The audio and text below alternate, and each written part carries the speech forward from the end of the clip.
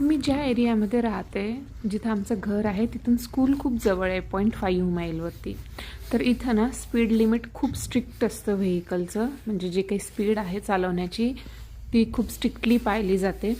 इथे एवढे जास्त फाईन असतात, स्कूल एरिया जवळ असेल आणि स्पीड लिमिट, आणि हा जर बोर्ड तुम्हाला दिसत असेल, इथं तुम्हाला दिसेल keep kids alive, drive 25, fines up to $1000. तर अप टू $1000सुद्धा तुम्हाला इथं फाईन लागू शकतो.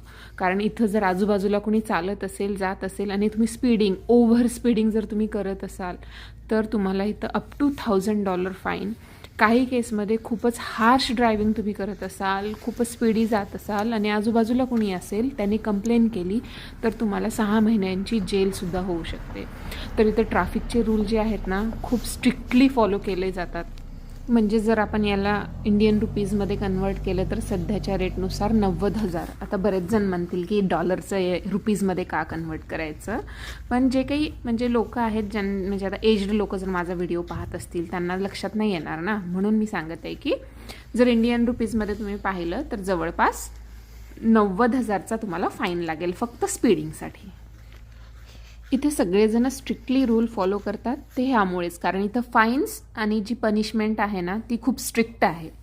तुमचं ड्रायव्हिंग लायसन्स कॅन्सल केलं जातं, इथं कारशिवाय तुम्ही काहीच करू शकत नाही.